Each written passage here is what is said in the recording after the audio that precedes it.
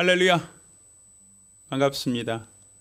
지금부터 2023년 5월 7일 주일 예배를 시작하겠습니다. 특별히 오늘은 어버이 주일입니다. 우리가 우리를 낳아주시고 길러주신 우리 부모님께 대한 감사하는 마음을 갖고 함께 예배하겠습니다.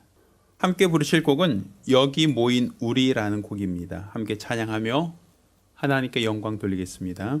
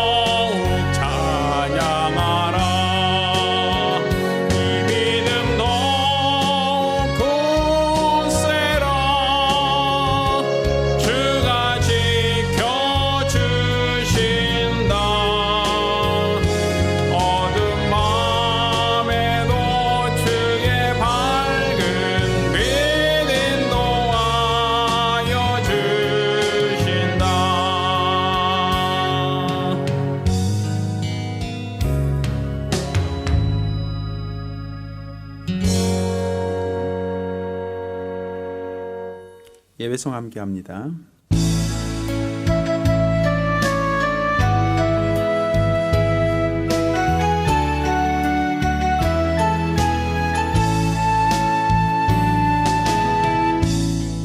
하늘의 문을 여소서 이곳을 주목하소서 주를 향한 노래가 꺼지지 않으니 하늘을 열고 보소서. 이곳에 임재하소서. 주님을 기다립니다. 기도의 향기가 하늘에 닿으니 주여 임재하여 주소서. 이곳에 오셔서 이곳에 앉으소서. 이곳에서 드리는 예배를 받으소서. 주님의 이름만이 오직 주의 이름만 이곳에 있습니다. 이곳에 오셔서 이곳에 앉으소서. 이곳에서 드리는 예배를 받으소서. 주님의 이름만이 오직 주의 이름만 이곳에 있습니다.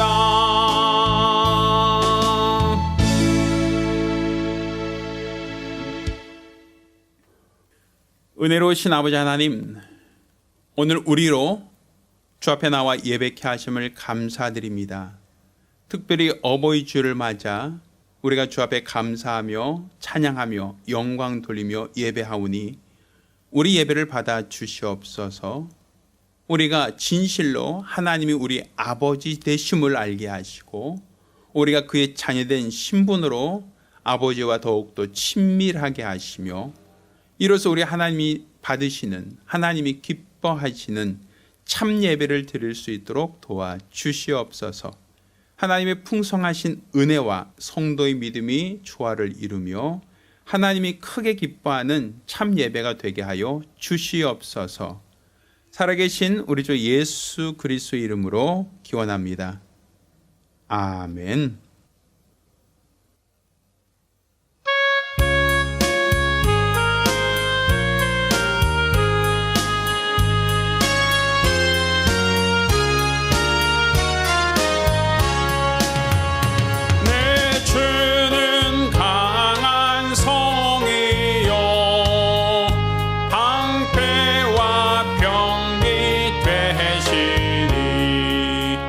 그 날란에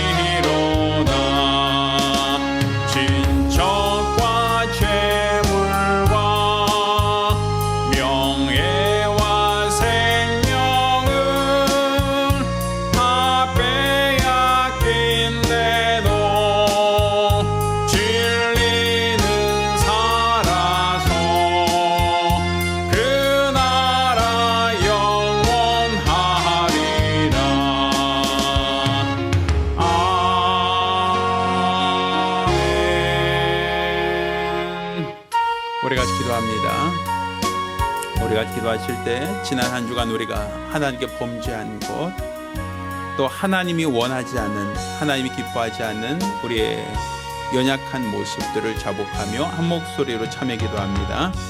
은혜로우신 아버지 하나님, 우리 하나님께서 우리를 사랑하심을 참으로 감사드립니다. 오늘 우리를 불러주시고 또 우리 하나님께 나와 믿음으로 예배케 하신 것 인하여 감사드립니다. 우리가 우리 하나님 보실 때 게으르고 나태했던 것 용서하여 주시고, 하나님보다 세상을 더 사랑했다면 이 역시도 용서해 주시기를 원합니다. 우리 하나님의 걸어간 말씀보다 세상의 말에, 세상의 지식에, 세상의 상식의 권위를 뒀다면 용서하여 주시고, 또 우리 하나님께서 우리에게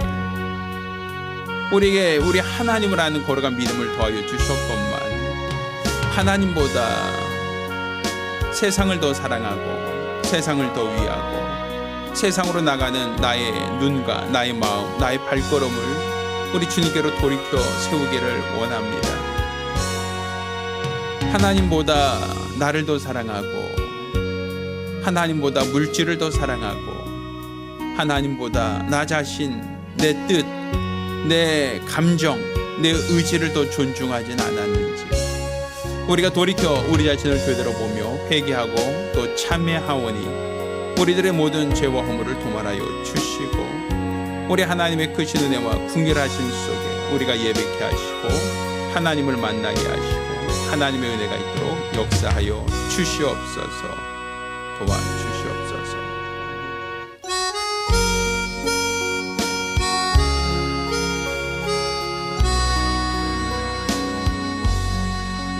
모든 영광을 하나님께,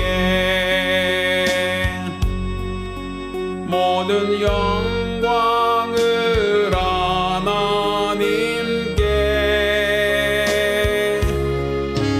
온 마음과 뜻 다해 주사모합니다.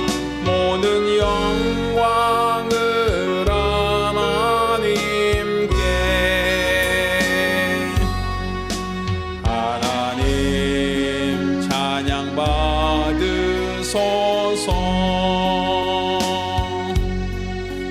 하나님 찬양 받으소서.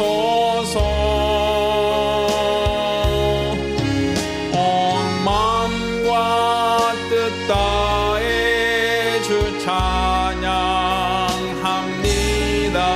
하나님 찬양 받으소서.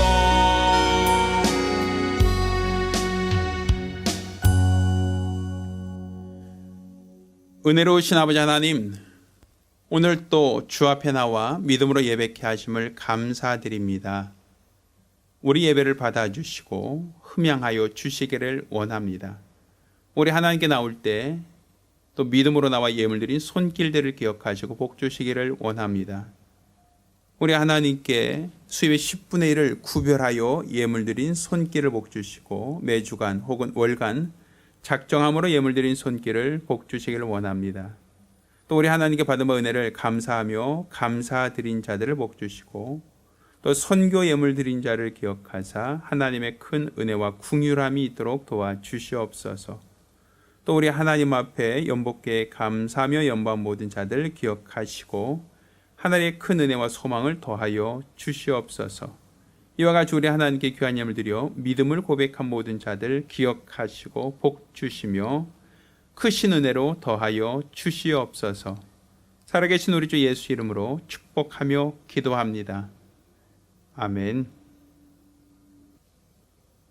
오늘 주 앞에 감사하며 예물 드린 우리 모든 성도들과 또 가정들마다 하나님의 신령한 복과 은혜 있기를 예수 이름으로 축원합니다. 할렐루야.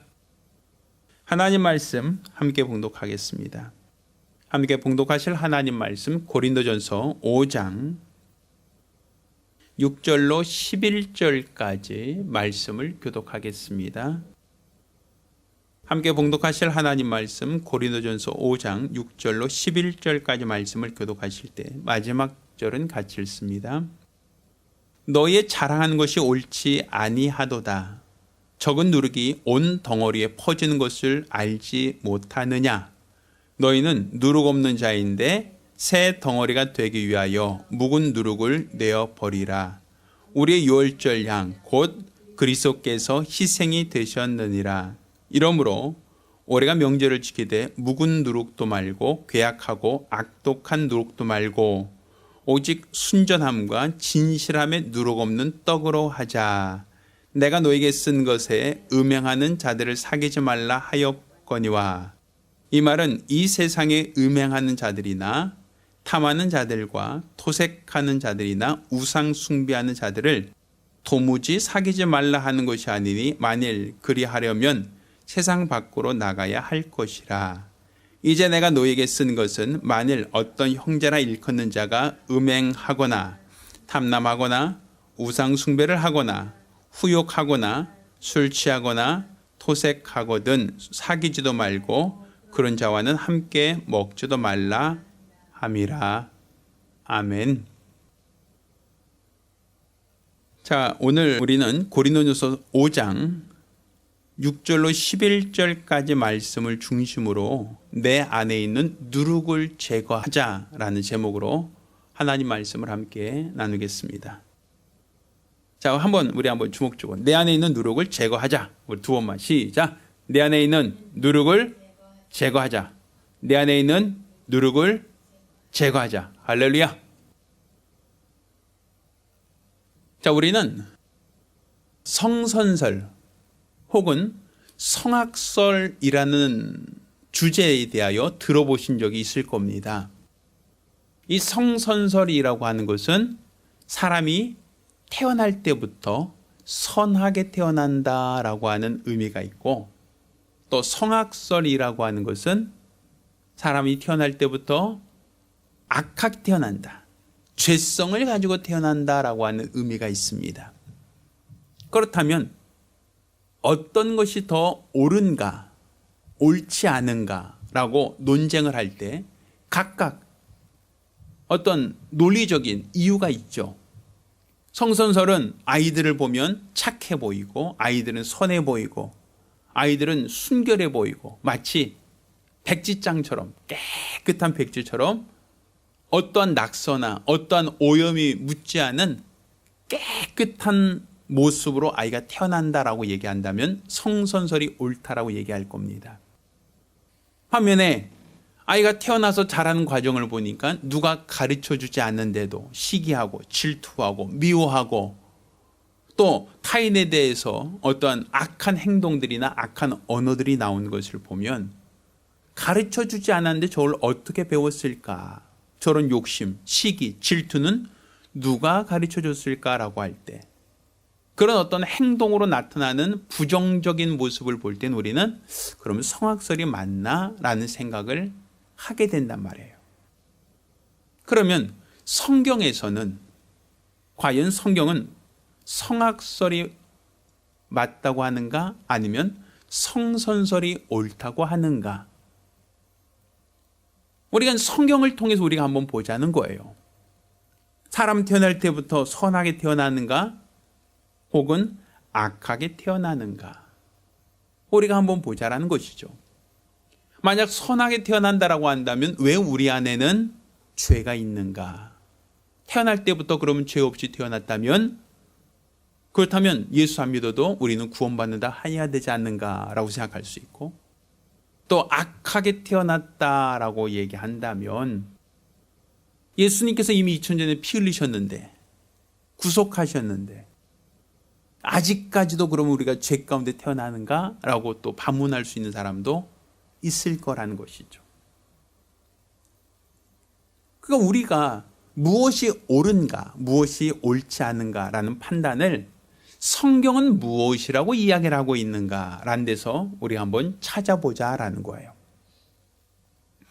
자, 그렇다면 사실 우리 인간들은 하나님에 의해서 피조되었다라는 것은 우리는 분명히 맞아요. 성경에 하나님이 인간을 만드셨다라고 기록하고 있죠.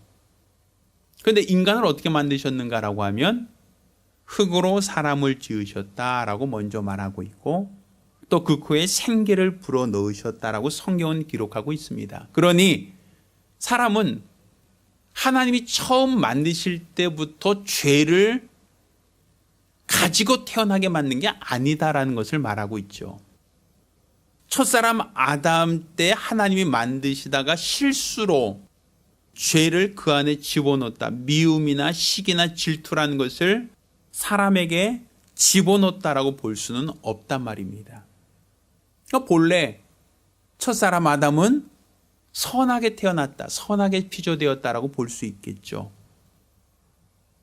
그렇지만 첫사람 아담이 범죄함으로 말미암아 죄가 들어왔고 또 아담의 타락 이후에 아담의 허리에서 나온 자손들, 아담에게서 태어난 모든 후손들은 다 죄 가운데 태어난다라고 성경은 기록하고 있어요.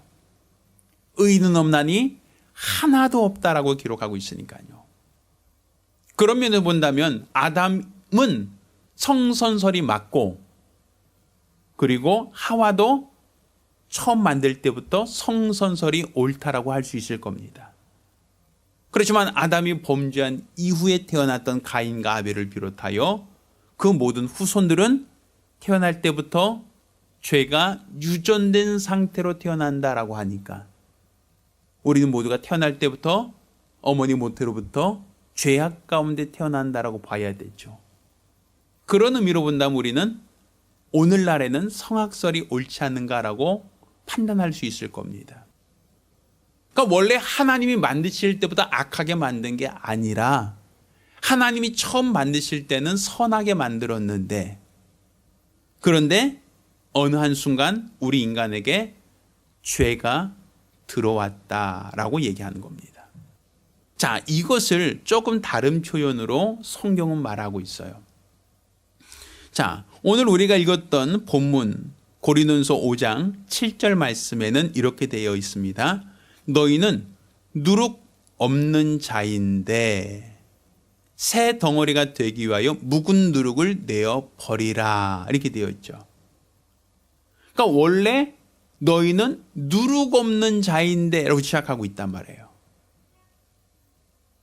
자, 이 누룩이라고 하는 것을 우리가 죄라고 얘기한다면 원래는 누룩이 없는 자인데 라고 하는 것은 하나님이 처음 만드실 때부터 우리는 누룩을 넣어서 만든 게 아니다라는 얘기겠죠. 그러니까 누룩 없는 가루였다는 얘기예요. 원래대로 한다면 하나님께서 우리를 처음 만드실 때는 누룩 없는 가루였는데 누룩이 들어갔다. 그 안에 첨가되었다라고 얘기할 수 있다는 얘기죠. 자, 이것을 우리가 조금 더 의미 있게 우리가 이해를 한다면 하나님께서 사람을 지으실 때 흙으로 만들었다라고 기록하고 있어요. 그러니까 우리가 창세기 2장 7절을 보면 여호와 하나님이 흙으로 사람을 지으시고 이렇게 표현하고 있어요. 근데 여기서 말하는 흙으로 사람을 지으셨다라고 할 때 이 흙이라는 게 뭐냐면 히브리 말로 아파르라고 얘기해요. 여기서 말하는 아파르라고 하는 이 단어는 먼지라는 뜻입니다. 그러니까 사실 어떻게 보면 흙이다, 흙으로 만들었다라고 하니까 사람들은 우리가 토기장이 비유해서 토기장이가 토기를 만들 때 진흙을 이겨서 만들지 않습니까? 지점토를 이겨서 그릇이나 토기를 만들고 항아리를 만들지 않습니까? 그러니까 여기에 착안해서 사람들은 하나님이 인간을 흙으로 만들었다라고 하니까 진흙으로서 빚어서 진흙으로 모양을 만들어 사람을 만드셨다라고 하는 의미로 그렇게 생각하는 경우가 있어요.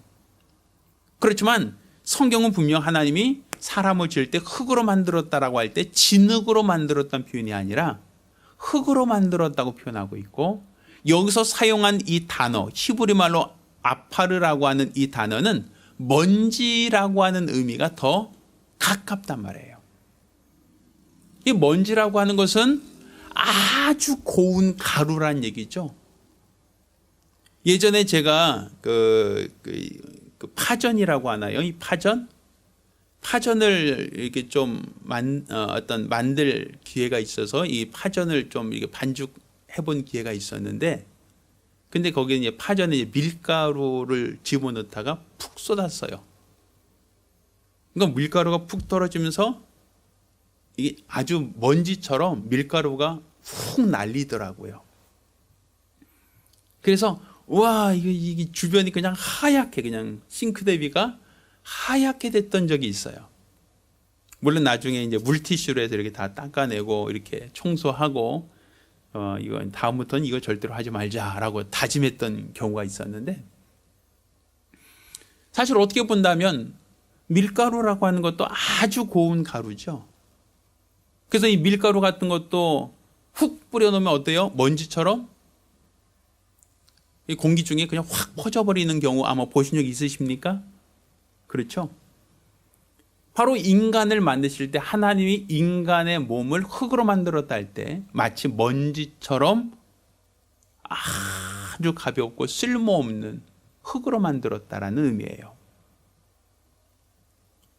자, 그러면 하나님이 사람 만드실 때 이렇게 먼지, 가루로 만들어서 가루를 가지고 취하여 사람을 만들었다는 것은 가루가 사람이 되었다는 얘기죠.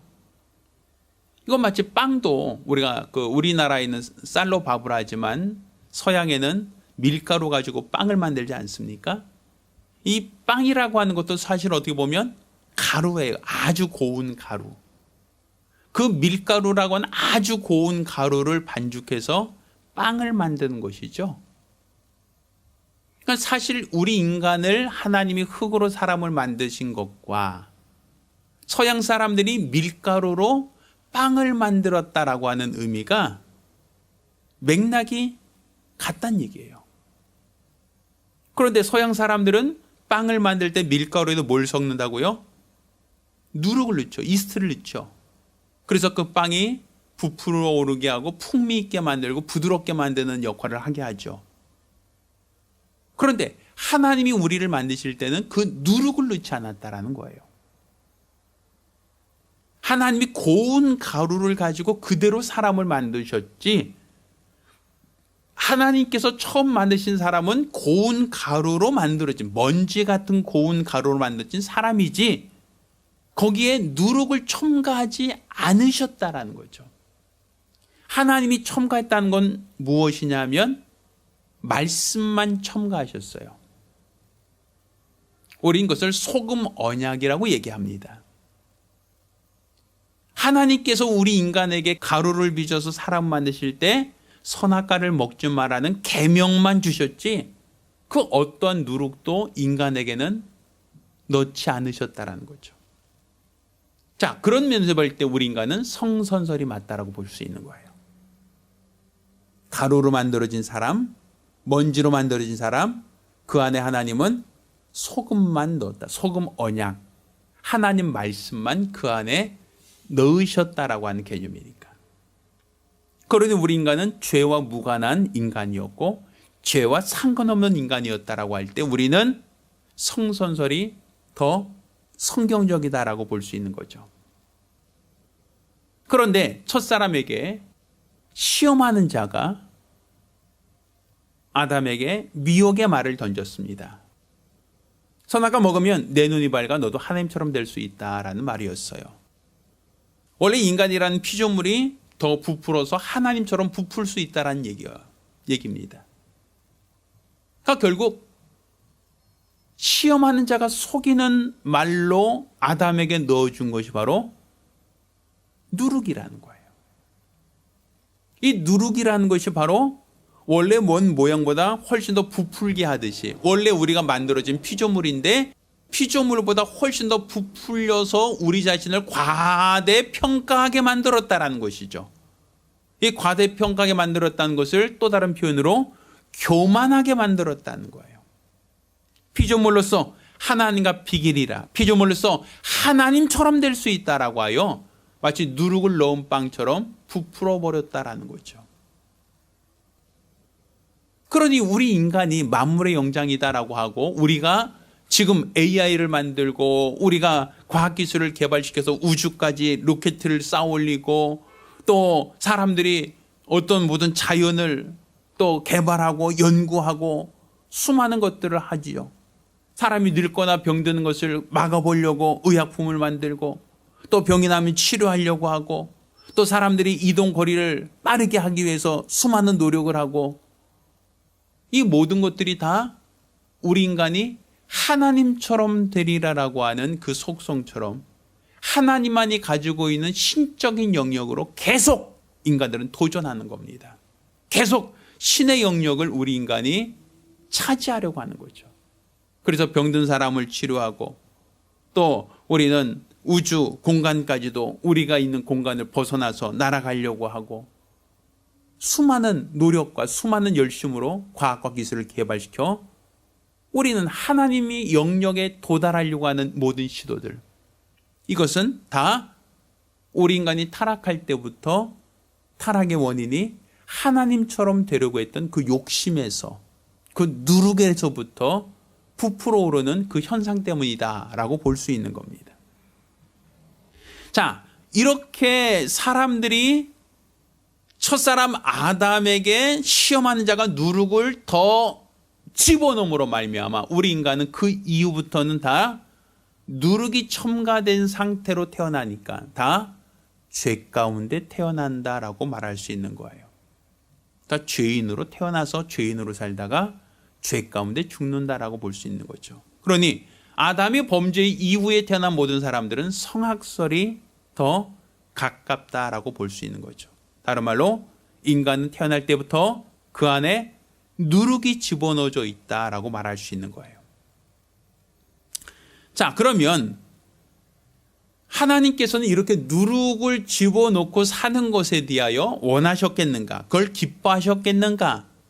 아니란 얘기예요.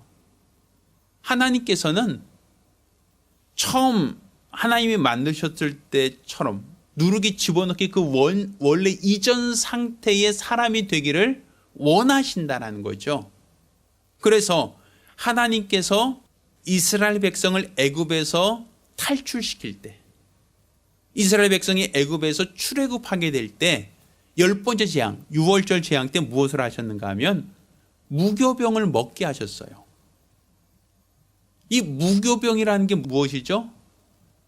누룩을 넣지 않은 빵을 무교병이라고 얘기를 해요. 왜 하나님이 이스라엘 백성이 애굽에서 탈출하기 전에 그들에게 누룩을 넣지 않은 딱딱한 빵을 먹으라고 하셨는가? 그것은 너희가 애굽을 탈출할 때는 무엇을 버리라는 거예요? 너희 안에 누룩을 넣지 말고 나오라는 거예요. 누룩을 넣지 않은 빵을 먹었던 것처럼 너희들 스스로도 애굽에서 보고 애굽에서 배웠던 것들 가운데 누룩에 해당되는 것들을 제거하고 나오길 원하신다라는 얘기겠죠. 그건 하나님이 원하시는 것은 계속 내 안에 있는 누룩을 뭐 하길 원하신다? 제거하길 원하신다는 거예요. 그래서 유월절 그날부터 시작하여 그들은 무교절 기간 동안 계속 누룩 없는 떡을 먹으며 애굽을 탈출하게 하죠. 이는 너희가 애굽에서 보고 배웠던 것, 애굽에서 사람들이 우상을 섬기며 하나님을 가증하게 했던 모든 누룩들을 너희는 가지고 나오지 말라. 그것을 너희는 다 제거한 빵을 먹듯이 제거하길 원한다라는 얘기예요. 또 하나님께서 애굽에서 나와 홍해를 건너 광야길을 걷는 이스라엘 백성에게 하나님 모세를 통하여 성막 모양 식양을 알려주시고 성막을 하나님이 건축하게 하셨습니다.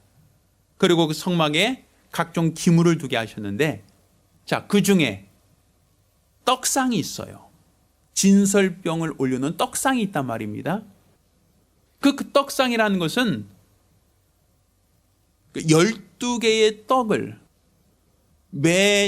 매주간마다 바꿔서 새로운 떡으로 올리도록 하신 하나님의 명령이었어요. 그러면 여기 12개의 떡이라는 게 무엇이냐면 그건 진설병이라고 했단 말이에요. 진설병. 하나님이 성소에 떡을 올려놓으라고 하신 그 하나님이 흠양하시는 떡이 진설병이다라고 했죠. 근데 그 진설병은 몇 개입니까? 12개. 12개라는 것은 이스라엘의 지파가 12지파죠. 그러면 그 12지파에게 12개의 빵을 만들어서 올려놓으라는 것은 그 빵 하나마다 한 지파를 대표한다는 얘기예요. 그 얘기는 그 떡이라고 하는 것은 결국은 이스라엘 모든 회중을 말하는 거란 말입니다. 애굽에서 탈출하여 광야길을 걷고 있는 모든 회중이 하나님께 어떻게 드려지길 원한다는 거죠. 진설병으로 드려지길 원한다는 거예요. 모든 지파, 12지파 모두가 다 하나님께는 어떻게 드려지길 원한다? 진설병으로 드려지길 원한다. 근데 그 진설병이 뭐라고요? 누룩을 넣지 않은 떡이란 말이에요. 그걸 매주 새로운 떡을 갖다 놓고 기존에 있던 떡은 제사장만 먹게 하고 또 그 다음 주에 또 새로운 떡 12덩이를 올려놓고 거기서 내린 떡은 제사장만 먹게 하고 이것을 하나님이 계속 반복시킨 이유가 무엇입니까? 한 번 올려놓으면 끝난다가 아니라 끊임없이 매주간 새롭게 누룩을 넣지 않는 떡을 계속 매주간 만들게 했단 말이에요. 그리고 그것을 하나님이 흠양하셨다고 되어 있어요. 하나님이 받으시는 재물이란 얘기죠. 그러면 하나님이 이스라엘 백성을 애굽에서 탈출시킬 때도 무교병을 먹게 하셨고 또 광야길을 지날 때도 하나님은 어떻게 하셨다? 진설병을 만들게 하셨죠. 누룩 없는 떡을 만들게 하셨죠. 그리고 그 떡을 일주일마다 계속 새롭게 만들게 하셨죠. 그리고 우리가 광야길에서만 그런 것이 아니라 이제 그들이 요단강을 건너서 가나안으로 들어간 이후 가나안 땅을 정복한 그 이후 거기서 성전을 건축했어요. 그 성전을 건축했을 때도 그들은 진설병을 똑같이 진설했어요. 성막에서만이 아니라 성전에서도 똑같은 진설병을 그들은 매주간 12덩이 떡을 계속 올리게 했어요. 언제까지? 예수님이 오실 때까지. 그리고 예수님이 오셔서 죽으실 때, 죽기 전에 성찬식을 하셨죠. 그때 예수님께서 이것을 받아 먹으라 하시면서 자기 몸을 내어주셨다라고 되어 있어요. 그러니까 예수님의 몸이 바로 누룩을 넣지 않은 진설병이 되었다는 거죠. 왜 계속 왜 누룩을 넣지 않은 떡을 계속 먹으라고 하는가? 누룩 없는 떡을 계속 먹으라고 하는 그 이유가 무엇인가? 하나님은 무엇을 원하신다? 누룩이 들어가기 이전 상태의 모습을 하나님은 원하신다. 우리가 타락하기 이전, 마귀가 우리 안에 누룩을 집어넣기 그 이전 상태의 사람이 되기를 원하신다라는 거예요. 그러니 우리가 시험하는 자가 우리를 유혹해서 누룩을 집어넣으려고 할 때 우리는 그 누룩을 그냥 기뻐 받아들이는 자가 아니라 어찌하든지 간에 우리 안에 있는 누룩을 다 제거해서 하나님이 원하시는 무교병, 하나님이 원하신 진설병으로 드려지기를 원한다라는 것이죠. 그런데 하나님께서 아담에게서 돕는 배필을 만들었잖아요. 그 돕는 배필은 무엇을 돕는 거겠어요? 그가 누룩 없는 떡으로 사는 것을 도와줘야 된단 말이에요. 그게 하나님이 원하셨던, 하나님이 기뻐하셨던 그 사람의 모습이니까, 빵의 모습이니까. 그런데 아담이 타락할 때 보면 시험하는 자가 누구를 먼저 시험합니까? 하와를 먼저 시험하여 선악과를 먼저 먹게 하고 그 다음에 누구에게도 아담에게도 주워 먹게 하였다라고 되어 있단 말이에요. 그러니까 돕는 배필의 역할을 했죠. 어떤 돕는 배필의 역할을 했죠? 누룩을 아담에게 집어넣는데 하와가 돕는 배필의 역할을 했다는 거예요. 그러니까 그 본질이 잘못되었다는 것이죠. 하나님께서 돕는 배필로 만드신 것은 무엇을 도와라는 거예요? 하나님 말씀을 지키고 누룩 없는 떡으로 살기를 원하셨다라는 것이 하나님이 기뻐하셨던, 하나님이 원하셨던 돕는 배필의 역할인데, 그런데 그 돕는 배필의 역할을 어떻게 시험하는 자에 속아서 누룩을 집어넣게 하는데 잘못 사용되었다라는 것이죠. 그러니까 지금 우리가 누룩 없는 떡이 되길 원하시는 것은 하나님의 간절한 뜻이다라고 할 때, 그 우리가 조금 전에 읽었던 우리 본문이 있었죠. 고린도서 5장 6절로 11절 보면 그 누룩이 오늘날 예수님께서 우리의 모든 죄를 다 대속하시고 자신이 누룩 없는 떡이 돼서 우리에게 먹으라 하신 이후 우리가 이제는 누룩 없는 자이다라고 얘기하는 것을 우리가 얘기하죠. 자, 6절 말씀 봅니다. 너희의 자랑하는 것이 옳지 않다. 적은 누룩이 온 덩어리에 퍼지는 것을 알지 못하느냐라고 얘기해요. 그러니까 적은 누룩이 들어가도 온 덩어리에 다 퍼진다는 거예요. 빵 하나를 구울 때 조금만 한쪽에 넣어도 전체가 다 부풀어 오르듯이 적은 누룩을 넣어도 빵 전체가 다 부풀어 올 수 있다라는 얘기를 하고 있어요. 그래서 본래 너희는 누룩 없는 자인데 새 덩어리가 되기 위하여 묵은 누룩을 내어 버리라. 우리의 유월절 양 곧 그리스도께서 희생되셨다라고 기록하고 있죠. 7절. 그러니까 예수님께서 희생됐다라는 것은 우리의 모든 죄를 담당하신 거예요. 다른 말로 우리 안에 있는 누룩을 다 뭐 하셨다? 제거하길 원하셨다는 거죠. 우리 안에 있는 모든 누룩을 제거하기 위해 예수님께서 희생하셨다. 유월절 양이 되셨다라고 돼 있어요. 그러니까 유월절 양이 됐다는 것은 유월절 문설주방에 피를 바르면 그 방 안에서 뭘 먹으라고요? 무교병을 먹었잖아요. 그처럼 유월절 양이 되셨다는 것은 이후로는 예수 안에 있는 자들, 그 방 안에 있는 자들에게 어떤 빵을 먹어라? 누룩을 넣지 않은 무교병을 먹여라고 얘기했던 것처럼 이제는 그리스도 예수께서 십자가를 짊어지셨으니 예수 안에서 우리는 마땅히 누룩을 넣지 않은 빵을 먹어야 한다라고 성경은 우리에게 가르치고 있는 거예요. 자, 그러면 우리가 명절을 지키되 이 명절은 유월절을 말하는 겁니다. 명절을 지키되 묵은 누룩도 말고 개하고 악독한 누룩도 말고 오직 순전함과 진실함에 누룩 없는 떡으로 하자. 곧 예수님이 유월절 양이 되셨으니까 그 방 안에 있는 자들은 다 어떤 떡을 먹어라? 무교병을 먹어라. 누룩 없는 떡을 먹어야 된다라는 얘기를 하는 거예요. 자, 그러면서 내가 너에게 쓴 것은 음행하는 자들을 사귀지 말라 하였거니와 이렇게 얘기하죠. 그럼 여기서 말하는 음행이라는 것이 무엇이냐면 원수가 집어넣는 누룩이라는 거예요. 자, 그러면 원수가 집어넣는 누룩은 어떤 것이 있는가 할 때, 자, 첫 번째는 9절에 음행하는 자들과 사귀지 말라 이렇게 얘기하고 있죠. 음행이라는 것은 무엇이다? 원수가 집어넣는 누룩이다라는 거예요. 그러니까 성경에 간음하지 말라라고 하는 말씀이 있죠. 그러니까 율법에 하나님께서 간음하지 마라라고 하는 것은 다 뭐에 주의하라는 거예요? 원수가 너희를 뭐 할 때? 누룩을 넣을 때 음행이라는 방법에 누룩을 집어넣을 것이다라는 거예요. 사람의 어떤 정욕이라고 하는 인간의 어떤 본성을 깨워서 끊임없이 인간에게 타락시키려고 너에게 누룩을 집어넣으려고 할 것이다라는 거죠. 그러니 너희는 깨어서 원수가 너희에게 누룩을 집어넣으려고 할 때, 덧뿌리려고 할 때 너희는 그 누룩을 너희 안에 용납하지 말라는 거예요. 너희 안에 두게 하지 말라는 거예요. 아주 적은 누룩이라도 내 안에 들어온다면 그것이 온 덩어리에 퍼지느니라. 그러니 너희 안에 무엇을 제거하라? 음행을 제거하라는 것이죠. 또 얘기합니다. 자, 어떤 것을 우리가 피해야 되고 어떤 것이 바로 누룩인가라고 할 때,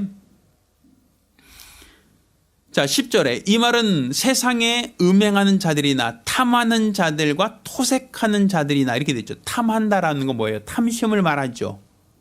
토색한다는 게 뭡니까? 토색한다는 것은 자기의 권력을 이용해서 남의 것을 빼앗는 것을 토색한다고 해요. 탐한다는 건 욕심이죠. 그러니까 욕심 잉태한 즉 죄를 낳고 죄가 장사한 즉 사망을 낳는다라고 되어 있죠. 그러니까 탐한다는 것은 무엇이냐면 계속 다른 사람 것을 갖고 싶어하는 욕구를 말한단 말이에요. 그래서 율법에도 내 이웃의 것을 탐하지 말라고 하나님이 계명으로 주시는 거예요. 탐하지 말라는 것은 그것이 바로 원수가 집어넣는 무엇이다? 누룩이니까. 또 내가 어떤 것을 욕심을 갖는 것만이 아니라 어떠한 그 자기가 갖고 있는 지위, 자기가 갖고 있는 어떤 권세를 이용해서 다른 사람 것을 빼앗으려고 하는 것, 토색이거든요. 그것도 하나님께서 뭐라고 하시는 거예요? 그것 역시도 가증한 것이다. 그것 역시도 원수가 너에게 덧부리는 무엇이다? 누룩이다라는 거죠. 그러니까 너희 속에 욕심을 버리라는 거예요. 여러분 지금 욕심이 있습니까? 욕심 없습니까? 여러분은 끊임없이 다른 사람이 갖고 있는 걸 비교하고 저 사람 저 갖고 있네 왜 난 없어라고 하는 그런 유혹이 있지 않습니까?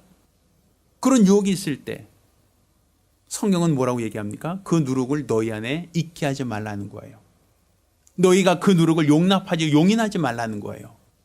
하나님은 그걸 원하지 않는다는 거예요. 너희는 무교봉처럼 누룩 없는 빵을 원하지 너희가 탐심이 있고 욕심이 있고 자기 권력을 이용하여 다른 사람 걸 뺏으려고 하는 토색하는 것 하나님이 원하지 않는다. 하나님이 기뻐하지 않으신다라는 것이죠.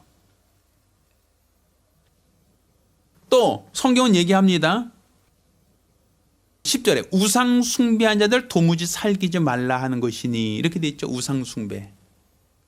여기서 말하는 우상 숭배라는 것도 원수가 덧부려 놓은 무엇이다? 누룩이라는 거예요. 사람들이 우상 숭배를 왜 합니까? 나 지켜주세요. 나 보호해주세요. 나 복주세요. 기복신앙이에요. 사람들이요 우상 숭배하는 가장 기본적인 이유는 기복입니다. 복 받으려고 하는 거예요. 아픈 사람은 낫기 원하고 가난한 사람은 돈 벌기 원하고 또 내가 이 땅에서 원하는 지위, 권력 얻기 원하고 좋은 학교, 좋은 직장 취직하기 원하고 진급하기 원하고 사람들에게 인정받기 원하고 칭찬받기 원하고 끊임없이 사람들은 우상을 숭배하며 자기의 소원을 비나이다 빌고 있어요. 또 사람들은 어떤 우상에 의해서 우리가 병이 났다 우상에게 기도하여 우리가 어떤 큰 능력을 발휘했다라고 얘기하며 신비적인 것을 우상을 통해서 우리는 접신을 하려고 한단 말이에요. 마치 카루에서 춤을 덩덩 춰도 발바닥에 상처가 나지 않는 어떤 접신하는 걸 보고 신령하다라고 얘기하죠. 어떤 사람이 점을 합니다. 점괘를 가지고 사주팔자를 이어납니다.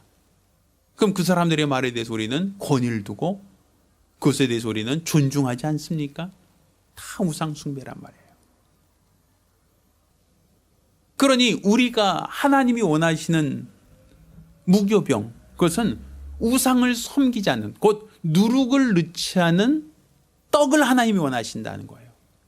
하나님은 우상 숭배한 자를 기뻐하지 않으셔요. 그냥 하나님과 우상을 겸하여 섬길 수 없다는 얘기예요.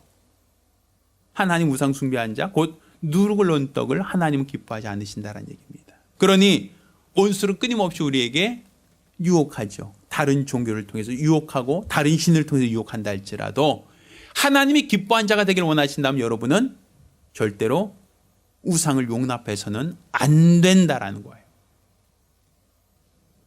또 성경은 우리에게 이와 같이 얘기하고 있습니다.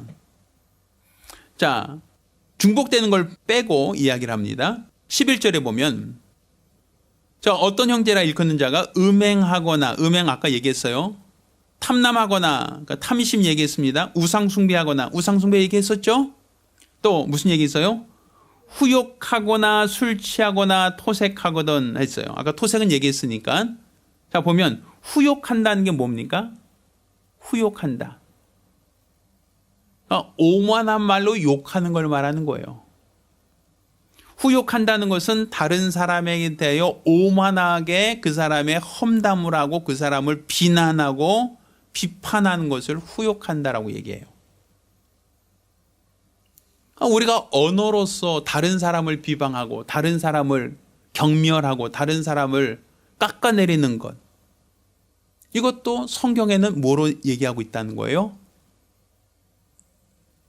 그 다른 사람에게 비방적인 이야기라는 것, 다른 사람에게 험담의 말을 하는 것도 다 무엇이다? 누룩이란 얘기예요. 하나님이 원치 않으신 누룩, 하나님이 기뻐하지 않는 누룩이라는 거죠. 또 술 취하거나 토색하거나, 아까 토색한다고 했으니까 내 정신을 잃고 그냥 술 취하고 있는 것, 하나님이 기뻐하지 않으신다는 거예요. 그 역시도 누룩이라는 거죠. 하나님은 술에 취해서 그냥 비몽사몽간에라가 아니란 말이에요. 원래요, 예전에 어떤 그 학자가 얘기하는 걸 들었는데, 이 술이라고 하는 게 왜 만들어졌는가 할 때 사람들이 술을 먹고 알딸딸해지고 뭐 이렇게 되잖아요. 그것을 처음에는 신과 신접하려고 하는 목적이었다는 거예요. 맨정신으로는 신이 안 보이고 맨정신으로는 신과 교통할 수 없으니까 술을 마셔서 알딸딸하고 해롱해롱하고 뭐 이렇게 뭐 땅이 왔다 갔다 하고 전봇대가 나에게 달려들고 뭐 이렇게 뭔가 이렇게 술 취해서 휘청거리는 모습이 마치 신접한 거와 같다라고 봤다는 거예요. 그래서 사도행전에도 성령 처음 받았을 때 너희가 새 술을 마셨느냐 이렇게 표현이 있죠. 그러니까 그들이 성령 받고 방언을 말하고 성령 받고 이렇게 열정적으로 기도하고 하니까, 그러니까 이제 그런 모습을 보고 너희가 새 술을 마셨냐고 표현했던 그 이유가 무엇인가? 술을 마시는 행위가 제사장들이 신접할 때 하는 행동이었다라고 하는 얘기가 있어요. 결국 이 술 취한다라는 것도 결국 맨정신을 놓고 신과 접의를 하려고 한다라는 부분이니까 하나님이 보실 때 그 역시도 무엇이다? 그 역시도 누룩이란 얘기죠. 그러니까 하나님은 우리가 누룩 없는 떡이 되기 원하신다는 얘기예요. 하나님이 처음 아담을 만들었을 때처럼 누룩 없는 떡으로 살기를 원한다는 거예요. 하나님께서 애굽에서 이스라엘 백성을 탈출시킬 때도 누룩 없는 떡을 먹으라 하신 것은 누룩 없는 떡으로 살라는 거예요. 광야에서 성소를 향하여 계속 나오게 하고 성소에 계속 12개 떡을 계속 하나님 앞에 드렸던 것도 너희가 누룩 없는 떡으로 하나님께 드려지길 원한다는 것이겠죠. 예수님께서 자기 몸을 찢어서 우리에게 내어주시며 내 몸을 받아 먹으라 하고 내어주신 것도 누룩 없는 떡을 계속 우리에게 먹으라고 하시잖아요. 왜 계속 성경은 누룩 없는 떡을 먹으라고 하시는가? 그것은 누룩이 우리 안에 들어온 것을 하나님이 조금 더 허용하길 원하지 않으신다는 거죠. 그러니 신앙생활이 뭡니까? 우리가 신앙생활 잘한다라고 할 때 어떤 사람이 신앙생활 잘하는 겁니까? 어떤 사람은 그래요. 교회 잘 나오는 거요. 주일날 빠지지 않는 거요. 맞습니다. 헌금 많이 하는 거요. 뭐 그것도 맞겠죠. 봉사하는 거요. 전도하는 거요. 기도 많이 하는 거요. 사람들은 얘기를 해요. 어떤 행위로서 종교 행사에 많이 참석하고 열정적으로 기도하고 전도하고 헌금 많이 하고 뭔가 어떤 신앙적인 봉사를 잘하는 사람은 신앙생활 잘한다라고 얘기합니다. 그런데 그들이 열심히 신앙생활하는 그 여정 속에 타인에 대한 어떤 탐심이 있다면, 또 타인에 대한 후욕이 있다면, 음욕이 있다면 이 모든 것들이 다 하나님이 기뻐하시는 열매겠냐는 거예요. 열심히 예배 드리면서 다른 사람과 나를 비교한다든지, 열심히 예배 참석해서도 뭔가 물질에 대해서 어떤 마음에 걸려 있다든지, 어떤 내가 인색함이나 아까운 것이 있다면 탐심입니다. 다른 사람이 나보다 더 낮게 여긴다면 그것은 후욕이게 되고, 또 그것은 하나님이 원하지 않는 누룩이 된다는 얘기입니다. 지금 우리가 신앙생활 할 때 얼만큼 열심히, 얼만큼 많이, 얼만큼 우리가 했는가가 중요한 게 아니라 내 안에 누룩이 없이 주를 위해 살고 있는가, 내 안에 누룩을 제거하고 주님께 드려지고 있는가. 봉사할 때도, 물질을 드릴 때도, 기도할 때도, 예배 참석할 때도 내 안에 누룩이 없는가, 누룩이 혹여 조금이라도 들어가 있지 않는가, 항상 우리 자신을 살펴야 된다는 거예요. 하나님 우리에게 누룩 없는 떡을 원하시는 것은 바로 우리가 원수에게 속지 말라는 겁니다. 오늘 본문에 너희는 누룩 없는 자인데 라고 되어 있잖아요. 7절에 너희는 누룩 없는 자인데 새 덩어리가 되기 위하여 묵은 누룩을 내어버리라. 새 덩어리가 되기 원한다면 묵은 누룩을 어떻게 하라? 어떻게 하라? 버리라는 거예요. 제거하라는 거예요. 그래야 하나님이 너희를 새 덩이로 인정해 준다는 거죠. 우리가 신앙생활할 때 지금 내 안에 누룩이 있는가 항상 우리 자신을 돌아봐야 됩니다. 이스라엘 백성은 유월절을 전에 온 집안을 대청소한답니다. 가구들을 다 빼놓고 집안에 혹여 누룩, 알갱이 조금이라도 먼지처럼 날아다닌 것이 있을까요? 가구를 다 바깥으로 빼놓고 대청소를 한다는 거예요. 유월절 떡을 만들 때는 뭘 집어넣지 않으려고? 누룩을 넣지 않으려고. 그래서 대청소를 할 정도라고 얘기합니다. 우리가 예배를 드리러 오셔서 예배 드릴 때는 항상 우리가 회개기도 하죠. 무엇을 회개하는 겁니까? 우리 안에 있는 누룩을 제거하려고 하는 믿음의 결심이고 결단입니다. 따라서 저와 여러분 모두가 우리 하나님 원하시는 거룩한 성도가 되길 예수 이름으로 축원합니다. 우리 모두가 누룩을 제거한, 누룩 없는 하나님 오실 때 무교병으로서 하나님께 진설되어지기를 예수 이름으로 축원합니다. 우리가 기도합니다. 우리가 기도하실 때에 주여 나로 누룩 없는 떡처럼 우리 하나님께 온전히 드려지기를 원합니다. 우리 하나님께 드려지는 거룩한 떡이 되어지기를 원하오니 우리 하나님께도 복 주시고 내도 하여 주시옵소서. 간절히 사모하며 한 목소리로 기도합니다. 은혜로우신 아버지 하나님, 우리 하나님께서 우리를 사랑하시고 사랑하여 주시사 우리로 누룩 없는 떡으로 만드셨고 누룩 없는 자로 우리가 사용되어지길 원하시는 우리 하나님의 간절한 뜻을 깨달아 알게 도와 주시기를 원합니다. 하나님께서는 누룩 없는 떡으로 인간을 만드셨고 누룩 없는 자로서 우리가 살기 원하셨건만 첫사람 아담 때부터 우리는 범죄하였고 타락하였고 곧 우리 안에 누룩이 더디벼짐으로 말미암아 우리는 하나님 앞에 교만한 자가 되었고 스스로 자신을 부풀리고자 하는 자가 되었던 것을 우리가 주 앞에 고백합니다. 이제 우리가 돌이켜 우리 하나님 앞에 나 자신을 철저히 낮추고 내 안에 있는 누룩을 다 제거하기를 원합니다. 우리 주 예수 그리스도께서 피 흘려 구속하신 자들, 예수 안는 자들에게 무교병을 먹으라 하셨던 것처럼 이제 우리가 예수 그리스도 안에서 무교병이 되길 원하시는 우리 하나님의 간절한 뜻을 깨달아 알게 도와 주시옵시사 우리 안에 있는 모든 누룩을 제거하게 도와 주시기를 원합니다. 우리 안에 있는 모든 누룩을 제거하되 우리 안에 있는 탐심과 우리 안에 있는 모든 욕심을 제거해내기 원합니다. 우리 하나님 아버지, 탐심은 결코 하나님이 원하지 않으시는 것임을 우리가 알고 있사오니 인색함이나 탐심이 내 안에 있지 않게 도와 주시옵시고 또 아버지 하나님 우리가 음행하는 것이 없게 원합니다. 이성을 보고 우리가 부정적인 생각을 하는 것 자체가 우리 하나님이 원하지 않는 것임을 우리가 알고 있사오니 우리 안에 있는 누룩을 제거해버리게 도와 주시옵시고 하나님이 원하시는 하나님이 기뻐하시는 거룩한 떡이 되어져 갈 수 있도록 역사하여 주시옵소서. 또 우리 안에 있는 다른 사람을 비방하는 후혹하는 말들을 제거하게 도와 주시고 무례하게 또 다른 사람을 비방하는 언어를 우리 입술에서 제거하여 주시옵시사 우리가 부정적인 언어로 말미암아 우리가 하나님 앞에 부정적인 자로 발견되어지지 않기를 원하오니 우리 안에 있는 누룩을 제하여 주시옵시고 우리 안에 다른 사람을 험담하거나 비방하는 말이 아니라 칭찬하거나 격려하거나 세워주는 좋은 말을 하는 성도들이 되게 도와 주시옵소서.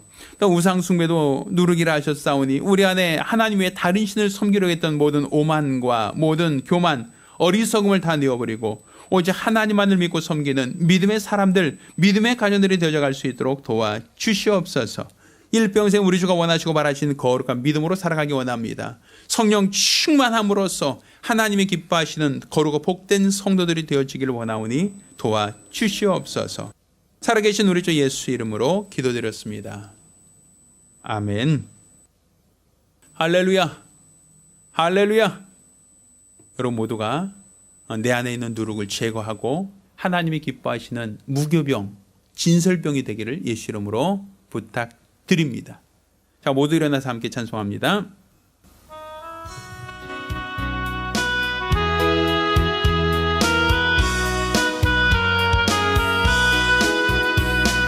주 십자가를 지심으로 죄인을 구속하셨으니 그 피를 보고 믿는 자는 주의 진노를 면하겠네. 내가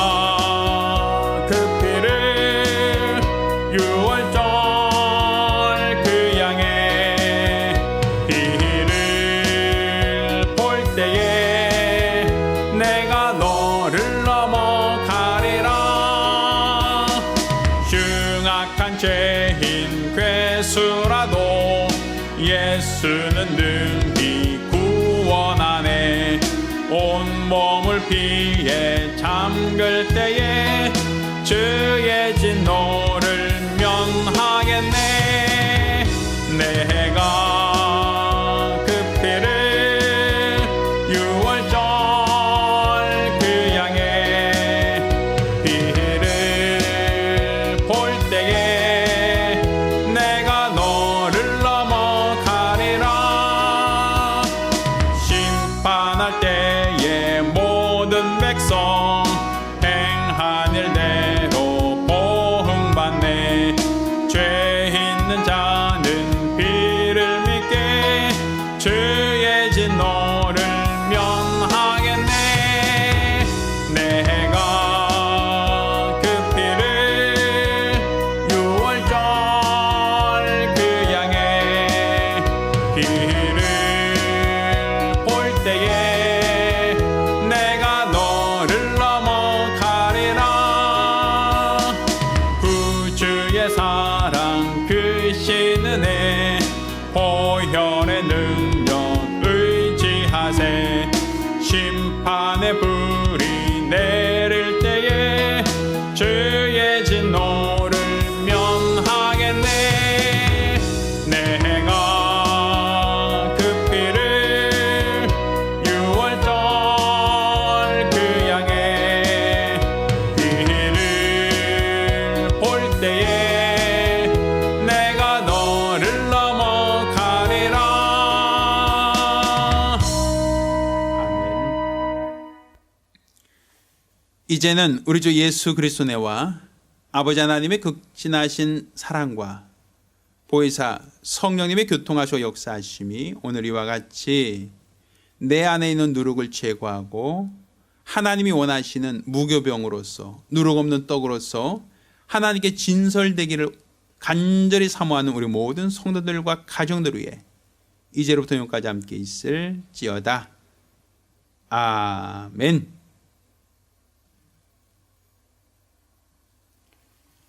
할렐루야. 우리 하나님께 영광의 음소리 올리겠습니다. 자, 오늘은 어버이 주일입니다. 내일 또 어버이날이 다가왔는데 우리가 부모님 살아계실 때 한 번 더 찾아뵙고 함께 대화하는 게 좀 좋을 것 같습니다. 물론 저도 잘 못하지만 그것이 옳다라고 볼 수 있습니다. 부모님을 통하여 우리 하나님 아버지를 알고 부모님을 통하여 우리 하나님의 은혜와 사랑을 다시금 깨닫는 거룩한 시간 되기를 예수 이름으로 부탁드립니다. 이상입니다. 감사합니다.